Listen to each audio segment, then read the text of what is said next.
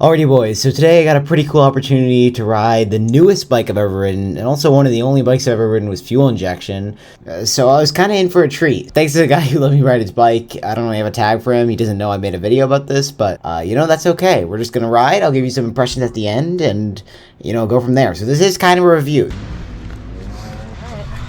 Okay, how do we want to do this? You and you come over me? Yeah. Cool. Okay, how do you start this? So ready? What you're gonna do, it's already in neutral, so do you see this, is there a gray button up here? Yeah, the gray button. So you're gonna hold that down and give it like the engine a little rev. Okay. Hold it. And then put it in, give it a little.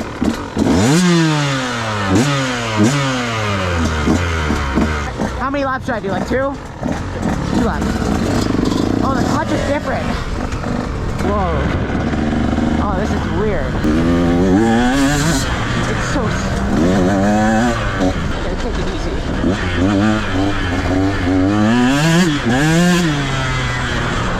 This is weird.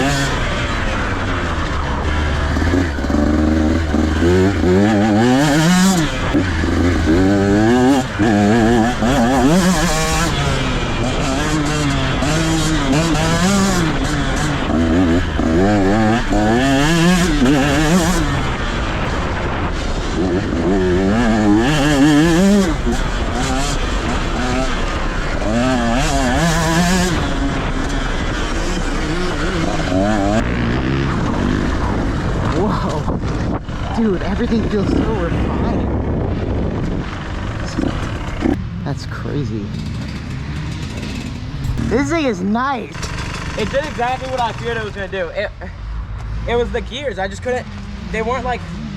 I don't know. I'm just so used to that thing. I don't know. Yeah, no, this thing is so smooth. Like the whole way, you have like. Not that you have more power, but it feels like you do. It feels like you have more torque. Because I felt like I was going like a lot fast. Like. I don't know. But you know the small like double back there? Yeah. When I was hitting that, I feel like I can hit it easier on this bike for some reason. But this bike feels like, it feels more comfortable in the corners. Oh yeah. I feel like there's more weight on the front end. Yeah. That's nice. Thank you. Okay, so first impressions. The first thing you heard me yell about right when I got on the bike was the clutch. Oh, the clutch is different.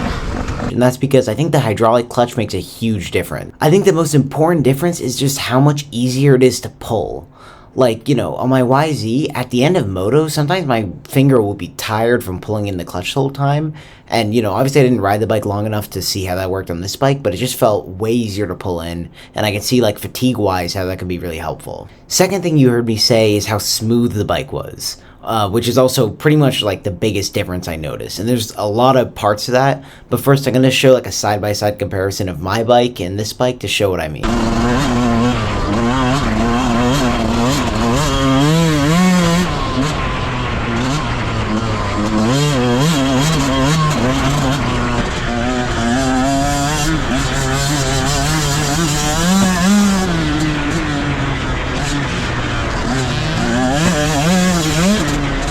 Man, that fuel injection is something else. I mean, if you listen really closely there, you can tell the difference in the sound. Like, my bike just sounds a lot more raspy. you know, I'll be the first to admit that my bike isn't perfectly jetted, so it could explain a little bit of like the choppy sound in my bike. But either way, the fuel injected bike, just all the time, it sounds like it's getting the exact right amount of gas. And I know there's some issues with like the computers and stuff sometimes, so you know, maybe it's not perfect, but it's pretty close. And I don't really notice a difference in speed. That being said, between my bike and that bike, you know, I'm not skilled enough to really notice like the 2-3 horsepower difference. For me, it's kind of more that bike is so smooth, it just feels like you could lug it everywhere. And you know, I do that a lot on my 125. You know, slowly I'm working on slipping the clutch a little more and, you know, keeping it a little more in the power band.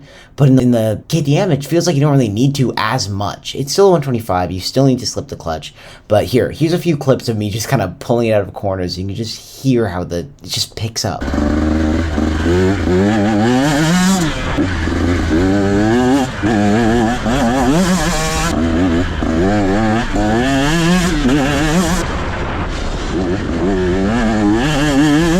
I think that's what the guy who let me ride his bike, I think that's what he means when he says the gears on my 125 felt different. I think he means that it's harder to keep my bike in the power band. The KTM, it feels like it's almost always pretty close to being there, but my bike, like I said, you know, I'm slowly getting used to it, but you know, you gotta slip the clutch a little more, you have to, you know, be in the right gear. It's less forgiving in that sense, but the KTM really isn't. It's just always kind of there. Okay, next up, chassis, feel, handling, whatever.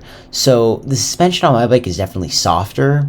I don't think that's a bad thing. It's, you know, probably more broken in as well. The KTM had 10 hours on it, so I'm sure it's also broken in. But, you know, my bike isn't really sprung for my weight, too, which could be part of it. I'm not really going to go into suspension that much. They both feel fine, in my opinion. The other thing you heard me mention is that it feels like there's more weight on the front end of the KTM. The front end felt really planted in corners, which was really nice for someone like me who kind of struggled with ruts.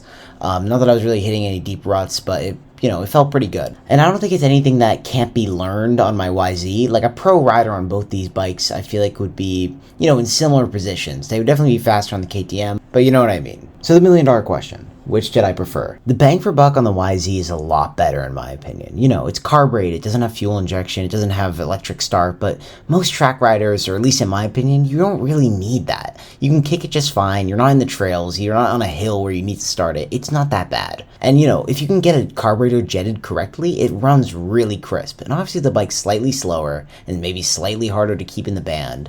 But, you know, we didn't buy a YZ125 or any 125 for it to be easy. If I wanted to buy a smooth and comfortable bike, I'd buy a 254 stroke, but I didn't do that. Why? Because I want to have more fun for cheap and I want to learn a lot. And the YZ does both those things for a lot cheaper. That being said, the KTM is the better bike in literally every single way, unfortunately. The price is the flip side to that.